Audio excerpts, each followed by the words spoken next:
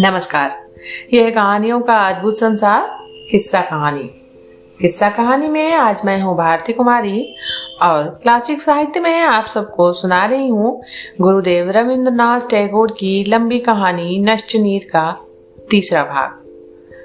पहले दो भागों में आपने सुना कि धनाढ़ी भूपति अपने शौक को पूरा करने में इस तरह मशगूल हो जाते हैं कि अपनी नवविवाहिता पत्नी चारू की तरफ से उनका ध्यान पूरी तरह से हट जाता है। चारू भूपति के फुफेरे भाई अमोल और अपने देवर के साथ साहित्य चर्चा में अपना मन बिताने लगती है। साहित्य चर्चा करते करते अमोल और चारू एक दूसरे के बहुत अच्छे मित्र बन जाते हैं। अमोल जो भी लिखता वो सबसे पहले चारू को पढ़वाता। अमोल की रचनाएं अब साहित्य जगत में जानी जाने लगी थी। साहित्य जगत में अमोल का कद बढ़ने लगा था।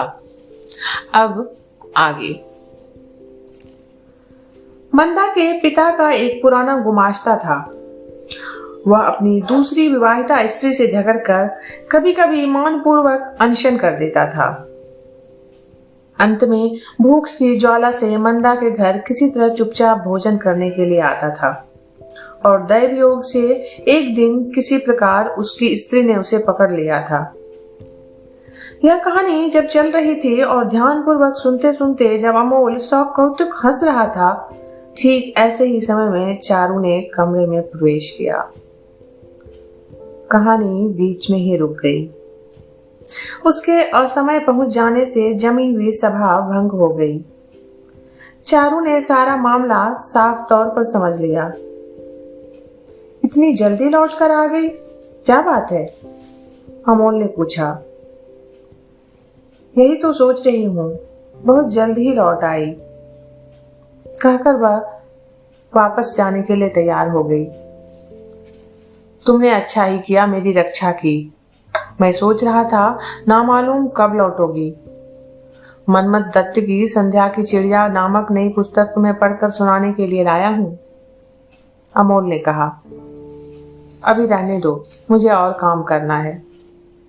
काम है तो मुझे आज्ञा दो, उसे मैं कर देता हूँ, अमोल ने कहा। चारू को मालूम था कि आज अमोल पुस्तक खरीदकर उसे सुनाने के लिए ले आएगा। वह अमोल के मन में द्वेष पैदा करने के लिए मनमत के लेखन की तारीफ करेगी और अमोल उस पुस्तक को बिगाड़ कर पढ़ता हुआ हंसेगा। इन सब बातों को सोचकर ही वह अधैर्यवश निमंत्रण देने वाले को अभी अनुनय विनय ठुकरा कर और स्वस्थ होने का बहाना करके चली आई थी। अब वह बार बार सोच रही थी, वह अच्छी तरह थी, चला आना ठीक नहीं हुआ। मंदा भी तो कम बेशर्म नहीं है, अकेली अमोल के साथ एक कमरे में बैठकर दांत निकालकर हंस रही है। लोग देखकर क्या सोचेंगे? लेकिन इस बात को लेकर मंदा की आलोचना करना चारू के लिए बहुत ही मुश्किल है, क्योंकि यदि मंदा यही उदाहरण उस पर लगाकर जवाब दे दे तो। किंतु वह कुछ और है और मैं कुछ और। चारू अमोल को लिखने के लिए उत्साहित करती है, अमोल के साथ साहित्य आलोचना करती है, किंतु मंदा का वह उद्देश्य बिल्कुल ही नहीं है। मंदा अवश्य ही सीधे सज्जन युवक को मोहित करने के लिए अपने रूप का जाल फैला रही है। इस हानिकर संकट से अमोल की रक्षा करना उसका कर्तव्य है। अमोल को इस मायाविनी औरत की नीयत कैसे बताई जाए या समझाई जाए? बतलाने पर उसके प्रलोभन की निवृत्ति ना होकर यदि और उल्टा हो गया तो? बेचारे भैया, वे अपने मालिक का अखबार लेकर रात भर मेहनत करके मर रहे हैं और इधर मंदाकिनी घर के किसी कोने में बैठकर अमोल के साथ मौज मनाने की तैयारी कर रही है। भैया तो एकदम निश्चिंत है, मंदा पर उनका अगाध विश्वास है। इन सब बातों को अपनी ही आंखों से देखकर चारू कैसे निश्चिंत रह सकेगी? यह तो उनके साथ भारी अन्याय होगा। लेकिन पहले अमोल बहुत चरित्रवान था। जिस दिन से लिखना शुरू करके शोहरत प्राप्त कर ली है, उसी दिन से सभी अनर्थ उसमें दिखाई पड़ने लगे हैं। चारू ही तो उसकी लेखन कला की प्रेरणा है। अशुभ समय में उसने ही अमोल को साहित्य रचना के लिए प्रेरित किया है।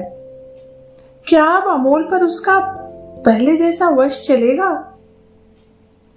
अब अमोल ने 5 आदमियों के आदर का स्वाद पा लिया है। एक को छोड़ देने से उसका कुछ नहीं बिगड़ेगा। चारू ने यह अच्छी तरह से मन में बैठा लिया कि उसके पास से हटकर अन्य के साथ मिलने से अमोल में बहुत ही अनिष्टकर बदलाव आ गया है।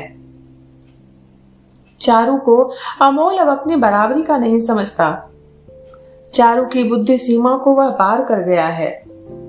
अब वह लेखक है और चारू है पाठक। इसका प्रतिकार करना ही पड़ेगा। आह, सरल अमोल, मायावनी मंदा और बेचारे भैया।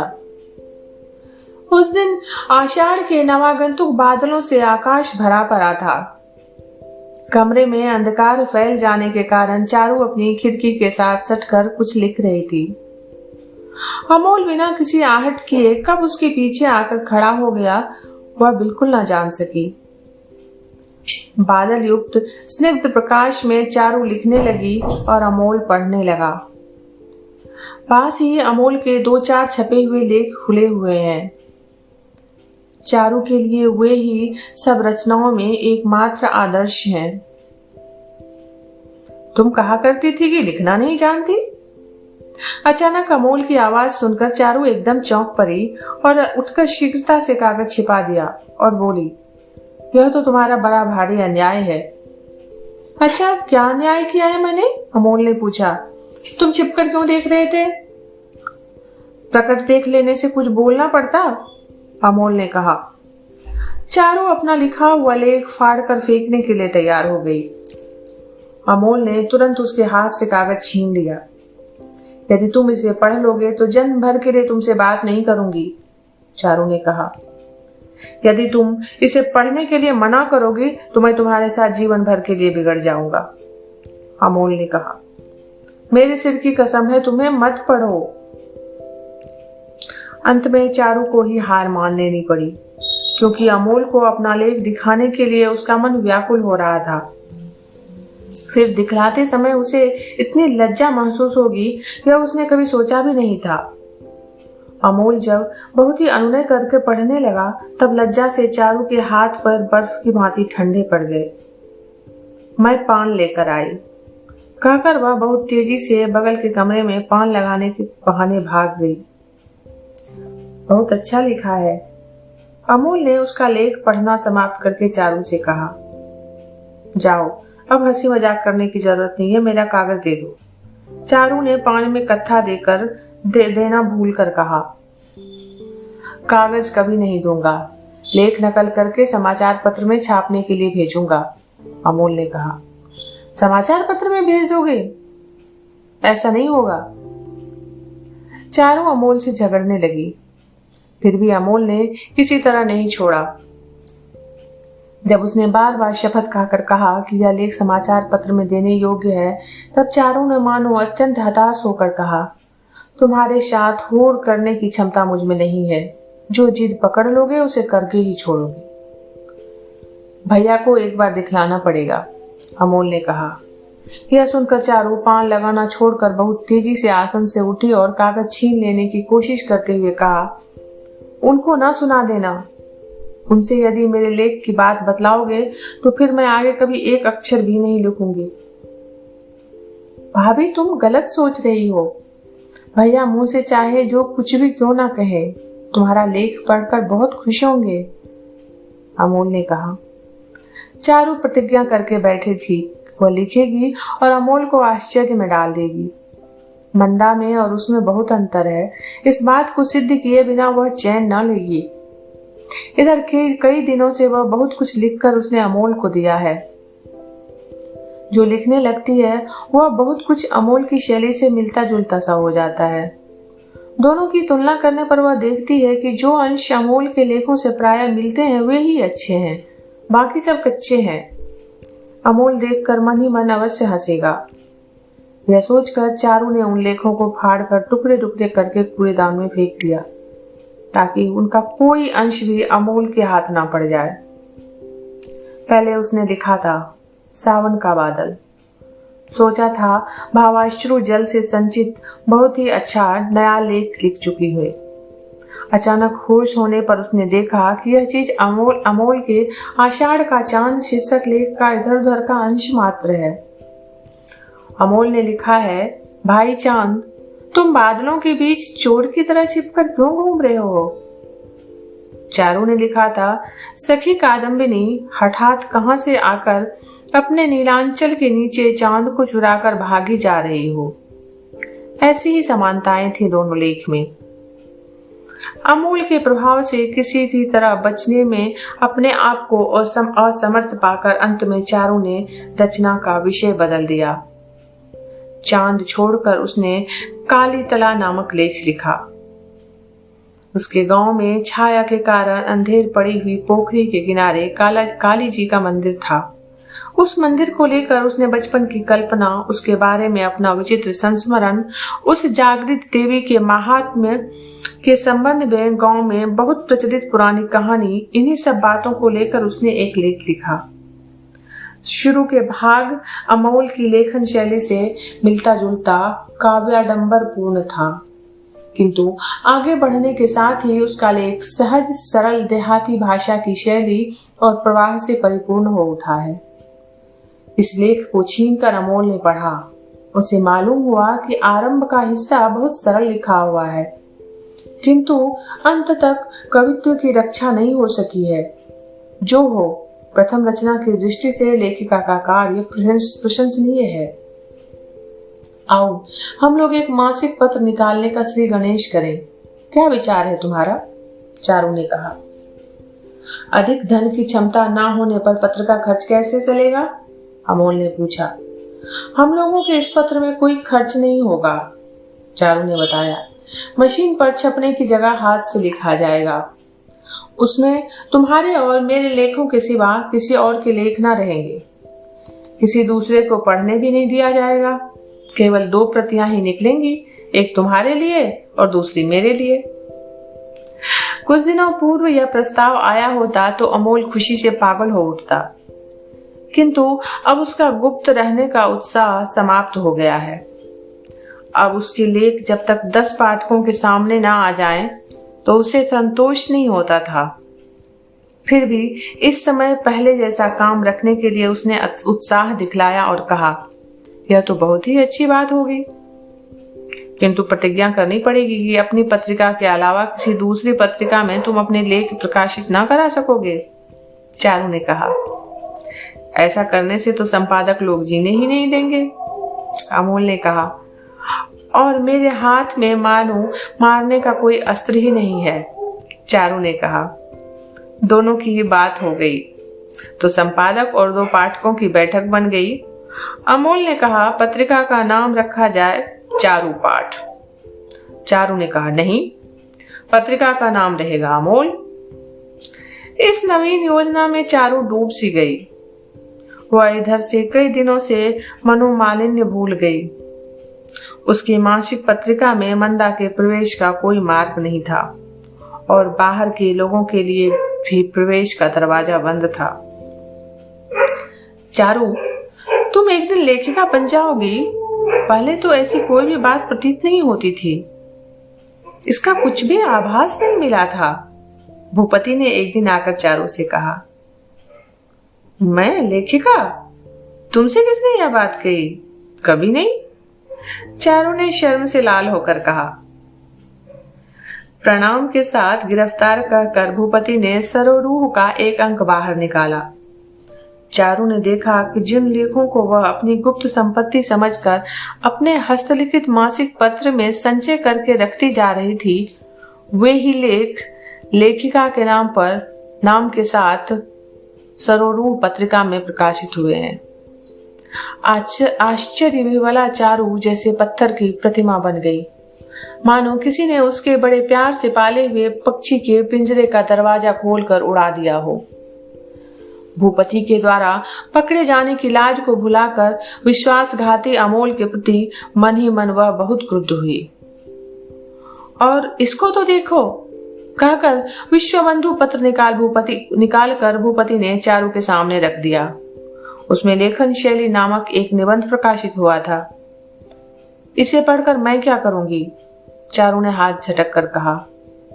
अमोल के प्रति गुस्सा होने के कारण वह किसी दूसरी तरफ उसका मन ही नहीं लग रहा था, परंतु भूपति ने जोर देकर कहा, एक बार पढ़कर तो देख लो। अंत में चारू ने लेख को एक नजर देखा।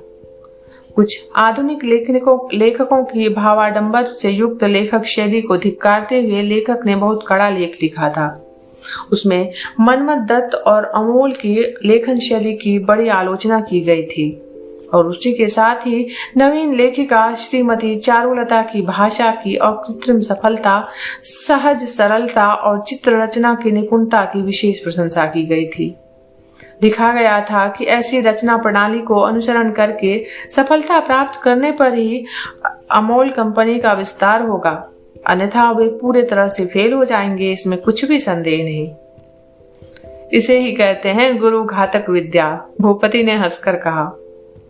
अपने लेखों की इस प्रशंसा से चारू खुश होकर फिर तुरंत ही दुखी होने लगी। उसके मन ने मानो किसी तरह भी खुश न होना चाहा। प्रशंसा का लोभनीय सुधा पात्र का मुंह उसके पास आते ही वह दूर हटाने लगी। वह समझ गई कि उसके लेखों को पत्रों में छपवा कर अमोल ने अचानक उसे विस्मित कर देने का पक्का इरादा कर लिया था। अंत में छप जाने के बाद निश्चय किया था कि पत्र में प्रशंसा युक्त समालोचना निकालकर दोनों को एक साथ दिखलाकर चारू का क्रोध शांत करके उसे उत्साह प्रदान करेगा। जब प्रशंसा निकली तब अमोल उसे आग्रहपूर्वक दिखाने के लिए नहीं आया। इस समालोचना से अमोल को चोट लगी है और वह चारू को इसे दिखाना नहीं चाहता। इस भावना से ही इन पत्रों को एकदम छिपा गया है। अपने आराम के लिए एकांत में चारू ने जो छोटा सा साहित्य नीर तैयार कर रही थी, अचानक प्रशंसा शिलावृष्टि की एक बड़ी सी शिला आकर उसे एकदम गिरा देने के लिए तैयार है। चारू को यह बात एकदम ही अच्छी नहीं लगी। भूपति के जाने पर चारू अपने सोने के कमरे में पलंग पर चुपचाप बैठ गई। सामने सरोरूह और विश्वबंधु दोनों पत्र खुले पड़े थे। हाथ में कॉपी लिए चारू को सहसा चकित करने के उद्देश्य से अमोल ने चुपचाप कमरे में प्रवेश किया। जाकर देखा कि विश्वबंधु में निकली समालोचना को खोलकर चारू मग्न होकर प्रसन्न मन से पढ़ रही थी। अमोल फिर चुपचाप कमरे से बाहर चला गया। मुझे गाली देकर चारू के लेखों की जो प्रशंसा की गई है, इससे आनंद विह्वल हो जाने के कारण वह इस समय होश में नहीं है। क्षण भर के लिए उसका चित्त मानो कटु स्वाद से भर गया। चारू एक मूर्ख की लिखी समालोचना को पढ़कर अपने को गुरु की उपेक्षा बड़ी समझने लगी। यह निस्संदेह रूप से समझकर वह चारू पर बहुत ही क्रोधित हुआ। चारू के लिए यही उचित होता कि वह पत्रिका के टुकड़े टुकड़े करके आग में जलाकर राख कर देती।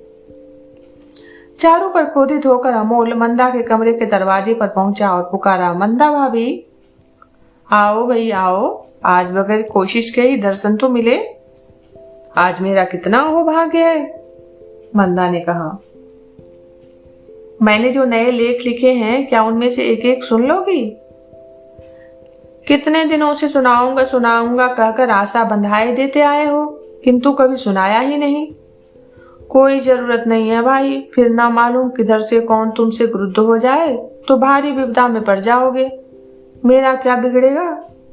मंदा ने कहा। अमोल ने कुछ तीखी आवाज में कहा, कौन गुस्सा होगा? किस कारण से? अच्छा चलो, वह तो बाद में देखा जाएगा, इस समय तो तुम इन्हें सुन लो। मंदा मानो बड़े ही आग्रह के साथ शीघ्रता से संयमित होकर बैठ गई। अमोल स्वर ठीक कर उत्सुकता पूर्वक उसे पढ़ने लगा। अमोल के लेख मंदा के लिए एकदम अपरिचित हैं। उसमें वह कहीं पर कोई किनारा नहीं देखती, इसलिए पूरे चेहरे पर आनंद की हंसी लिए अत्यंत व्यग्रता के भाव से वह सुनने लगती। उत्साह से अमोल की आवाज और भी तेज हो उठी। वह पढ़ रहा था। अभिमन्यु ने जिस तरह गर्भकाल में केवल व्यूह में प्रवेश करना सीख लिया था, व्यूह से निकलना नहीं सीखा था, नदी के स्रोत ने उसी तरह पर्वत की चट्टानों के उदर के बीच रहकर केवल आगे और सामने की तरफ बहना ही सीखा था, पीछे लौटना नहीं सीखा था। हाय नदी के स्रोत, हाय यौवन, हाय काल, हाय संसार, तुम लोग केवल सामने की ओर आगे ही चल सकते हो। जिस पथ में संस्मरण के उपल खंडों को पार करके चले आते हो, उस पथ पर फिर किसी दिन घूम कर देखते भी नहीं। मनुष्य का मर्म ही केवल पीछे की ओर भागता है, अनंत जगत की तरफ घूम कर भी नहीं देखता। इसी बीच मंदा के दरवाजे के पास एक परछाई दिखाई पड़ी। उस परछाई को मंदा ने कुछ इस अंदाज में देखा मानो उसने कुछ देखा ही ना हो। निर्निमेष दृष्टि से अमोल के मुंह की तरफ देखती हुई वह अत्यंत ध्यान पूर्वक उसका लेख वाचन सुनने लगी। परछाई तुरंत लौटकर वापस चली गई। चारू इसकी प्रतीक्षा कर रही थी कि अमोल के आने पर वह उसके सामने विश्वबंधु पत्र को विशेष रूप से लांछित करेगी और वचन भंग करके अपने लेखों को मासिक पत्रों में भेजने के कारण अमोल पर गुस्सा भी करेगी। किंतु अमोल के आने का समय बीत गया, वह आज ना आया। चारू ने एक लेख लिखकर रख लिया है, उसे अमोल को सुनाने की उसकी प्रबल इच्छा है। वह लेख ज्यों का त्यों पड़ा है। तभी कहीं से अमोल का कंठ स्वर सुनाई पड़ा। यह तो संभवतः मंदा के कमरे से आवाज आ रही है। यह अनुमान लगाकर वह चौंक कर उठ खड़ी हुई। बिना कदमों के आहट किए ही वह दरवाजे के पास आकर रुक गई। अमोल जिस लेख को मंदा को सुना रहा है उसे चारू ने नहीं सुना है। अमोल पढ़ रहा था, केवल मनुष्य का मन ही सिर्फ ऐसा है जो केवल पीछे की तरफ देखता है, अनंत जगत की तरफ घूम कर भी नहीं देखता। चारू जिस तरह बिना किए कोई आवाज किए आई थी, उसी तरह निशब्द फिर लौट कर ना जा सकी। आज के बाद दूसरी तीसरी चोटों ने उसे एकदम बेचैन कर दिया। मंदा तो एक अक्षर भी नहीं समझ रही है और अमोल एकदम बेवकूफों की तरह उसे सुनाकर अपने मन को तृप्ति प्रदान कर रहा है। यह बात चिल्लाकर कह देने की इच्छा हुई, किंतु कुछ न कहकर जोर से पैरों की आवाज कहकर वह अपने आने का प्रचार कर गई। शयन कक्ष में प्रवेश करके चारू ने जोर से धड़ाधड़ किवाड़ बंद कर लिए। दरवाजे के बंद होने का तीव्र स्वर सुनकर अमोल ने क्षण भर के लिए पढ़ना स्थगित कर दिया। मंदा ने मुस्कुराकर चारू की तरफ संकेत किया। अमोल ने मन ही मन कहा, भाभी की यह कैसे उद्दंडता, उनके सिवाय और किसी को लेख पढ़कर ना सुनाओ, यह तो उनका मुझ पर भारी जुल्म है। यह कहकर और भी ऊंची आवाज में पढ़कर सुनाने लगा। पढ़ना खत्म हो जाने पर चारू के कमरे से सामने होकर वह बाहर चला गया। एक बार उधर देखा जरूर, किंतु उसका दरवाजा बंद था। चारू ने पैरों की आहट पहचान ली थी। अमोल उसके कमरे के पास से चला गया। एक बार जरा ठिठका भी नहीं। क्रोध और क्षोभ से चारू की आंखों में आंसू नहीं आए। अपने नए लेखों का खाता निकालकर उसके प्रत्येक पन्ने को फाड़कर आग के हवाले कर दिया। हाय, किस अशुभ घड़ी में यह सब लिखने पढ़ने का काम शुरू हुआ था। संध्या का समय था। बरामदे में रखे गमलों के फूलों की सुगंध आ रही थी। इधर उधर बिखरे और छिन्न भिन्न हुए बादल में से स्निग्ध आकाश में तारे दिखाई पड़ रहे थे। आज चारू ने जूड़ा नहीं बांधा है, कपड़े भी नहीं बदले हैं। खिड़की के पास ही अंधकार में बैठी हुई है। वायु के मीठे झोंके से उसके बिखरे हुए बाल उड़ रहे हैं और उसकी आंखों से आज इस तरह आंसू क्यों बह रहे हैं वह स्वयं भी नहीं समझ पा रही है। ठीक उसी समय भूपति ने कमरे में प्रवेश किया। उस समय उसका मुख बहुत मलिन और बहुत भारी हो रहा था। यह समय भूपति के आने का नहीं था।